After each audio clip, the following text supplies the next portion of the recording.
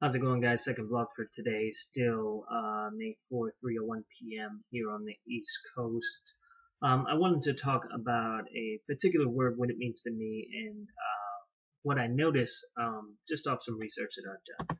So the word is vacation, and I just happened to Google it, and it came up as vacation or holiday is a leave of absence from a regular occupation or a specific trip or journey, usually for the purpose of recreation or tourism. And I find that not enough people take a vacation um, during the year. Some people don't even take vacation um, at all during the course of the year. Maybe they'll do small little things here and there, but if they um, are not really taking some time to themselves, especially when your job offers you that feature. I couldn't tell you how many within the military. I think I've touched on this before. You get 4 days once a month, and that would be 4 consecutive days off that you typically get, unless you have some sort of duty to pull.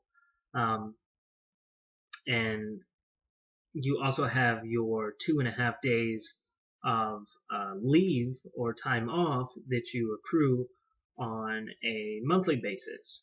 So you get average about 30 days a year of leave to where you can take time off for pretty much a month. And if you think about the 4 days that you get once a month and the 30 days you get off, it's almost 2 months that you have off during the year. So you technically work like, let's say, 10 months out of the year if you decide to take all your time off. So with that being said, sometimes you didn't have to take time off, especially if you're taking advantage of the time off that you normally get. But I think it is crucial for a lot of people, for people in general, to take time off, to disconnect from their reality and go to some place. The other kind of fun fact that I researched is that like 90% or more of people tend to go to places that they've already been to. And I'm guilty of that as well. And I'll give you my reasoning for doing that is typically you have a place to stay that doesn't include hotel fare, or sometimes you can travel close by car, and that wouldn't include a plane fare. But when you include plane and a hotel, things start to get rather expensive, and for your average citizen, it just can't afford that. And I get the whole afford aspect of taking a vacation, but even if you can't drive far, even if you can't stay somewhere else, you have to figure out ways to enjoy your time off, even if it's staying at home and enjoying that paid time off. I suggest you do that. Give yourself a vacation from from what it is that your daily grind, just so you can disconnect from whatever it is you're doing. Take a break from your job, even if you love your job. Sometimes you do need a break. It could get a little overwhelming at times. Um, but even if if you don't love your job, you love your vacation all that much more. But I do suggest you finding a job that you do love to where it seems like you're not working a day. But sometimes you do have to take jobs at times that are very rigorous, very not up your alley, not suited for what you would like to do. So that's where kind of vacation comes into play, and really taking advantage of that vacation and taking the proper time off, I think, will help you heal in a certain way and try to travel to different places. I get seeing family, but I also get traveling to new and adventurous type places, maybe with your immediate family, wife and kids, or significant other. And I think that may help also build a relationship. There's a lot of good that can come of that. And I found out with the vacation that I took here recently that it was a good disconnect for me. I got to dwindle back to a very, what I would call primitive society that kind of made me, like I said in past vlogs, appreciate the smaller things that we have here in the US. Even like as much as an AC or having power inside a house, the things that we take for granted every day, or a working fridge. There's just a lot of good things that I feel appreciative for, and that I'm not afraid to work for. So again, if you have vacation time, and even if you don't, figure out ways to take vacation. Unfortunately for me, I'm in a profession now that really doesn't offer vacation time if I choose to take vacation time, and this is where it gets kind of tricky, and people don't. Sometimes people don't grasp the concept. That if I miss time off from work and I don't have allotted vacation time like in a job that I do now, you do miss that time off work, and you're not being paid for the time that you miss. Plus, you're paying for the expense of what you're doing.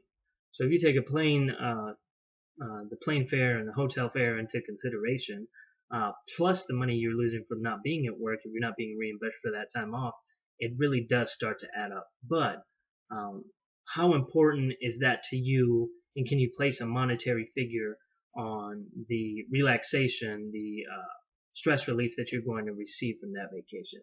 That's where you kind of have to weigh your pros and cons and see if the vacation is actually beneficial. And I get the people who say that they just can't take a day off, and because they have to continue to work. And some people are still in that predicament because they hold a couple different jobs, and even if one job offers them time off, the other one may not. And I get that. But if you get an opportunity to take time off, try to weigh the pros and cons. How much do you appreciate your free time? And that will give you a good determining factor as to whether or not you need a vacation sooner than later. If you just absolutely love your free time, it's probably been a while since you've had vacation.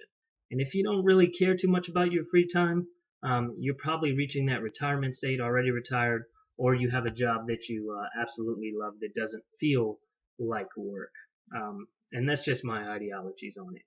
Um, but let me know what you guys think about vacationing. If you guys tend to use up your vacation time. I know, like I said before, when I was leaving the military, I had roughly 2 months of leave accrued. So that's roughly 2 years of not taking a day off over the course of 8 years. So I was planning on saving it. You just never know when you need to take it. And there was times where I'd take 2 weeks off in a row or 3 weeks off in a row during the course of my military career. And that was nice to have that incoming pay, not have to go to work, and it would be something to look forward to.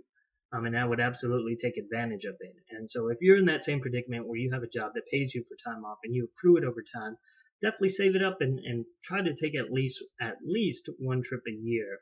And I would say for at least a week. And then if you don't take at least a week per year, try to take 2 smaller trips during the course of a year. If you can't miss that much time for work, I suggest like a 3 or 4 day cruise or something you can span over the course of your time off and maybe miss a day on the back end and a day on the front end of a job, so you're not necessarily missing a whole lot. It's just like eating up one day in each week, and then you're not really missing a whole lot, and you can do that a couple times per year, so that way you can decompress, de-stress, and you still allot for that 1 to 2 weeks a year that I would highly suggest people take when it comes to terms of vacationing. So that'll be it for the second vlog of today. I hope you guys found some informative information there. I know I did when I was researching the stuff. So I appreciate you guys watching, liking, commenting, subscribing. Like I said, I'm still at 66 subscribers. The goal for the end of this month I'll get into on when I do a reflection of last month's goals and ambitions that I had set, and then reaching new goals for this month. So I appreciate you guys watching, and I will see you on the next one.